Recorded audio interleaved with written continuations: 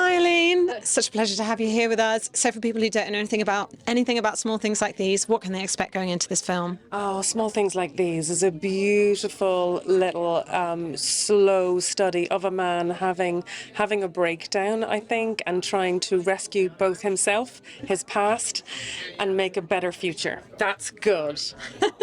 That is a good description. And of course, there have been other films about the Magdalene laundries, but not that many. And it's something that people are only really discovering, in full detail more recently. Why is now the right time to make a film about this? I did The Magdalene Sisters, which is like 25 years ago or something, and that was one of the first films made that kind of brought it to the consciousness. Since then, there have been numerous government papers written and a denouncing from the church, from the Irish government as well, but it's not getting to the root of the problem. There's babies in Tuam that have been discovered in shoeboxes and in a sewage tank, and there's a lot to uncover and admit to and to heal from. I met a woman recently and she was shaking as she was telling me her story. You think there's a lot of anger, and that history is within touching distance. It's vital to tell this story right now. I think really struck me about the film is it's so understated, a real slow burn, and we're seeing it through quite a different lens than you might expect. But why do you think that's so powerful, and why Claire Keegan's book was so great material to start from? Well, Claire is such a phenomenal writer, and she is relentless on men in particular, I think, in my opinion. And but she has taken this man who has suffered from years of shame and generational shame through his mother being a single mother and a saved person, and I think it's about what happens when a country continues to shame its generations. It only ends in a crumblingness where we have to rescue each other, and I think Bill, who Cillian plays, Bill is this wonderful man who is trying to buck the trend and change something to save himself. Cillian's performance, absolutely incredible, and it is so restrained, but there's just so many moments where you can feel that emotion like simmering up.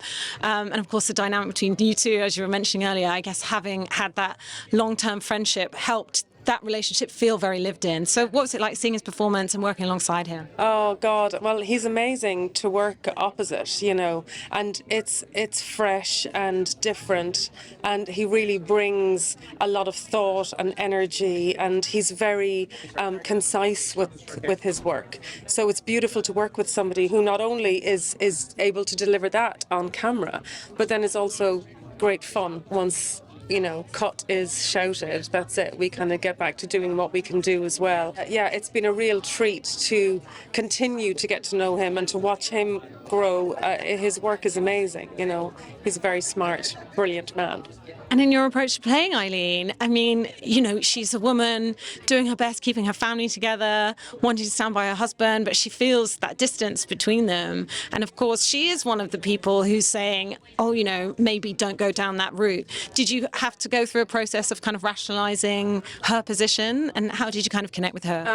No, I didn't have to rationalize her position at all. I think I wanted to imbue Eileen with my mother, with my grandmother, with all the women that I ever knew. They were women who grew up with such shame and such fear of the church. It's very easy to play her because it's important to give them and to honour those women, because they didn't do it out of any badness. They did it because they feared so much.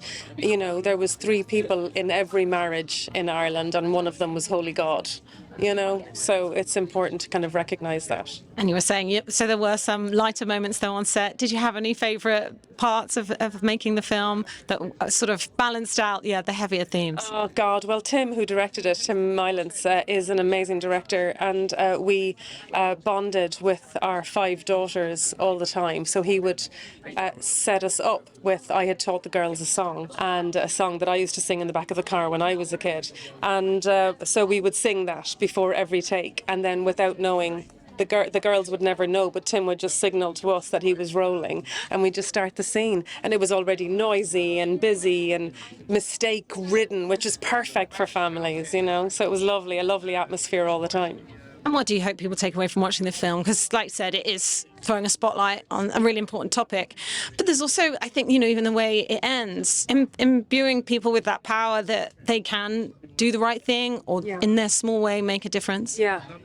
I think this film is very clever, just like the book, in that it doesn't give you answers. I look forward to what people think when they come out, because your opinion is different to my opinion of what happens to that family with his decision. What do they do? And I think it's a grown-up movie. So we can't hope for anything other than just to provoke. Great art provokes, and that's, I think, something that this movie will do, provoke conversations. And very quickly, what are you working on next? I've got a couple of things, but everything is about signing NDAs. I mean, it's so boring. I'm the worst person to keep a secret as well. I'm like, I just signed an NDA, guess what for? But yeah, so I've got a couple of things that are lovely, but maybe we can talk about later. In Cork, there was one of the largest Magdalen laundries called Bessborough.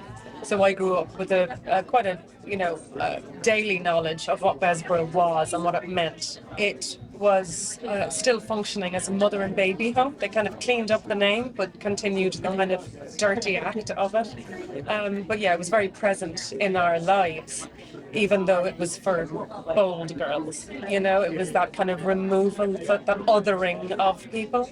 But I very much grew up with the knowledge of it. Well, everybody was walking around with their script and their book, and everybody had notes underlined in their book, as well as how important the script itself was. We would discuss loads of different things, but I think everybody really brought their own history and knowledge. It's really interesting in that when you do a funny film, it's normally a pain on set. There's always someone who's difficult, and then when you do a heavy film, it's always great fun on set. And I guess it's because people come with the best intentions and then try and shake off a lot of the weight of it. So actually it was very enjoyable and light and a very loving set to be on. So it was really wonderful. Oh, absolutely. I mean, you take a couple that are married and have 5 kids that are married 20 years or more.